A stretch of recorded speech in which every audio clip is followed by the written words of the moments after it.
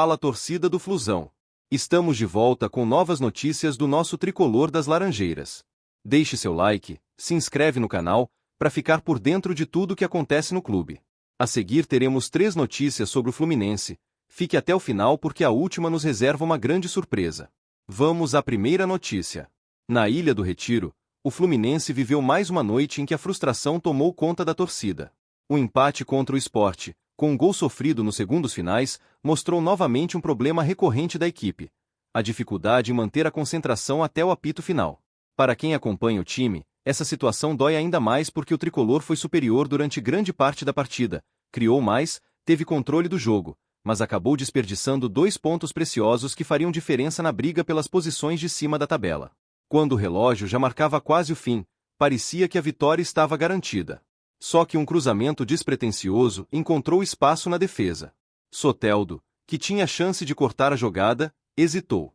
A bola seguiu e, na segunda trave, Luan Cândido aproveitou a liberdade para empatar. Uma cena que já não é novidade para nós, torcedores, mas que cada vez machuca mais. Esse padrão de gols sofridos nos instantes finais é algo que precisa de solução urgente, e é justamente aí que entra a importância do trabalho de Zubeldia. O treinador argentino já mostrou que tem qualidade, conhecimento tático e capacidade para dar organização ao time. Só que a missão que ele tem pela frente é árdua. Não se trata apenas de melhorar o sistema defensivo, mas de transformar a mentalidade dos jogadores para que entendam que futebol se joga com a mesma intensidade do primeiro ao último minuto. E isso, convenhamos, não se resolve em 1 ou 2 semanas. É um processo de construção. Zubeldia é um técnico inteligente e acostumado com desafios.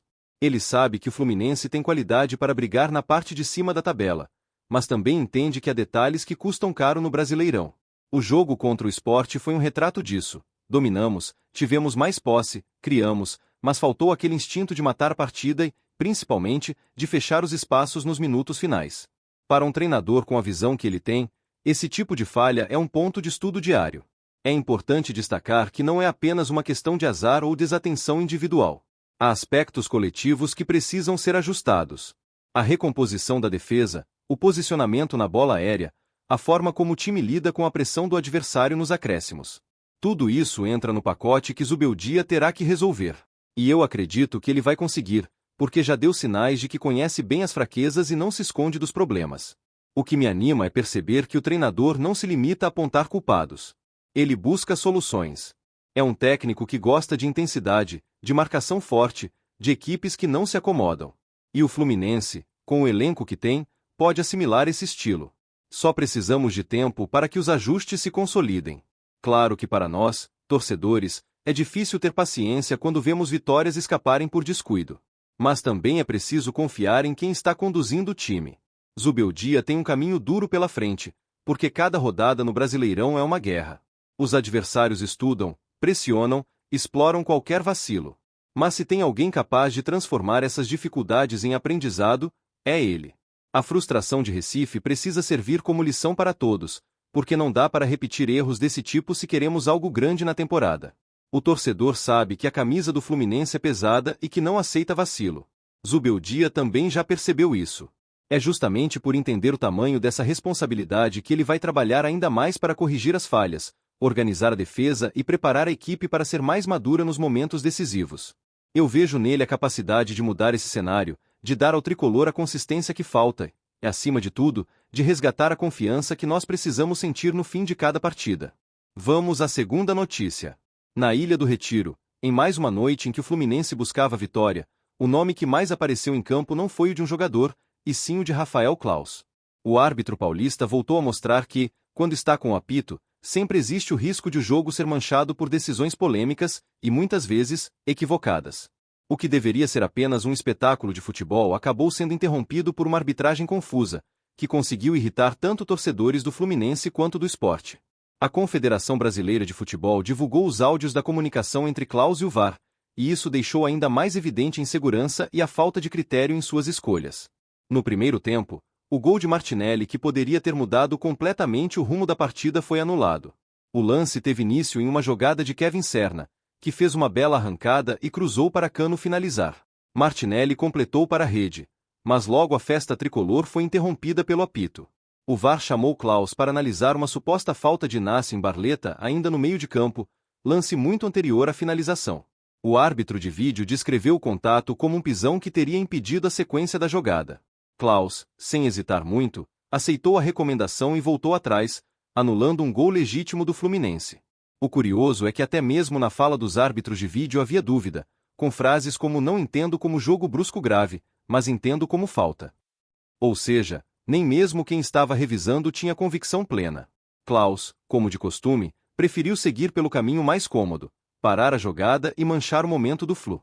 A cena se tornou ainda mais revoltante porque a torcida do Sport chegou a comemorar a revisão no telão como se fosse um gol. É a prova de que Klaus não apenas interfere no jogo, mas cria um clima de instabilidade, onde o espetáculo do futebol vira coadjuvante. Para piorar, Inácio ainda recebeu cartão amarelo, em um exagero evidente, já que a jogada não tinha força para isso. O resultado? O Fluminense perdeu a oportunidade de sair na frente e ainda ficou com o jogador pendurado de forma injusta. No segundo tempo, outra intervenção mudou a narrativa do jogo. Inácio foi derrubado por Luan Cândido dentro da área, mas Klaus, de cara, marcou falta de Inácio em Pablo na origem da jogada.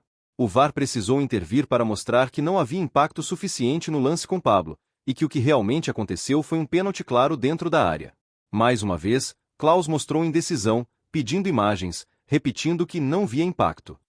Só depois de muita insistência da cabine é que decidiu pela penalidade. Essa insegurança é justamente o que revolta. Um árbitro do nível de Klaus deveria ser referência de firmeza, mas se mostra incapaz de ter uma leitura clara da jogada sem depender excessivamente do VAR. Quando tem que decidir por conta própria, ou erra, ou demora, ou complica a partida. John Kennedy converteu o pênalti, e o Fluminense momentaneamente respirou, mas todos sabiam que a arbitragem continuaria sendo protagonista. O que incomoda ainda mais é o histórico.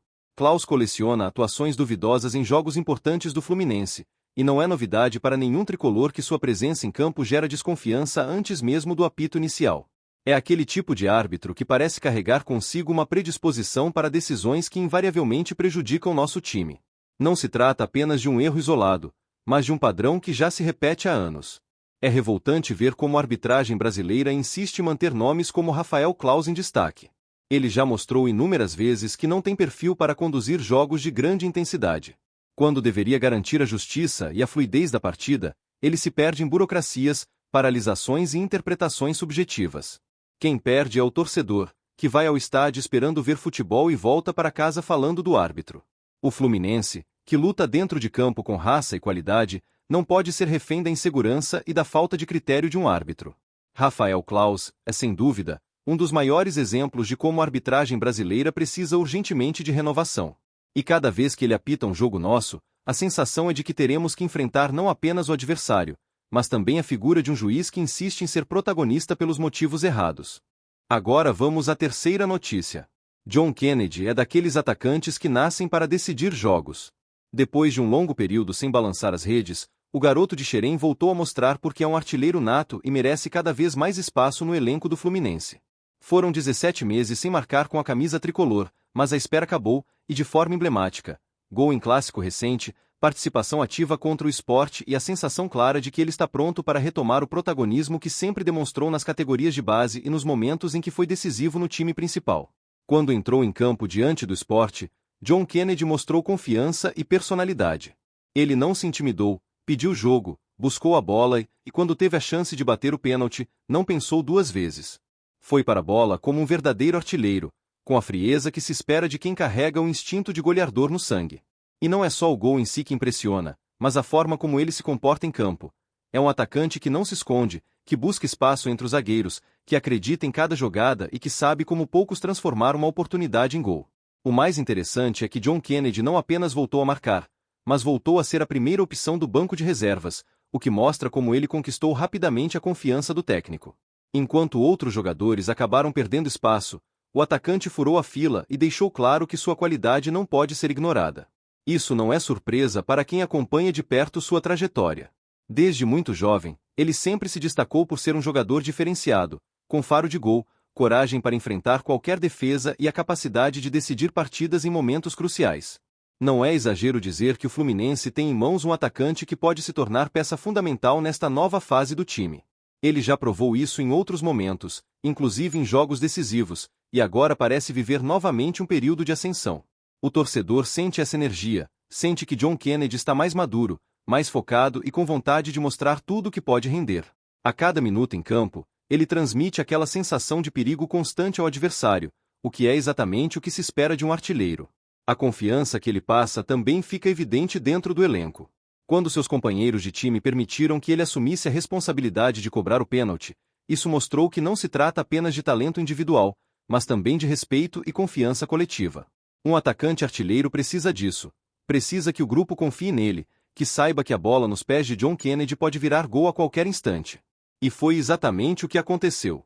Depois de tanto tempo sem marcar, era natural imaginar que ele pudesse sentir pressão, mas John Kennedy mostrou justamente o contrário: serenidade e coragem. Ele não é um atacante qualquer, é daqueles que respiram gols, que sabem aproveitar o momento e que carregam um instinto de finalizador nato. Essa é a marca dos grandes artilheiros, e o torcedor tricolor sabe que pode contar com ele para decidir partidas que parecem complicadas. O retorno de John Kennedy ao protagonismo não poderia vir em melhor hora. O time precisa de alternativas ofensivas, precisa de jogadores que entrem em campo e façam a diferença, e ele tem todas as credenciais para assumir esse papel. O gol contra o Sport é apenas o primeiro passo dessa retomada. O artilheiro de Xerém está de volta, e a torcida sabe que ainda vai comemorar muitos gols nascidos de seus pés. Deixa sua opinião nos comentários, e saudações tricolores!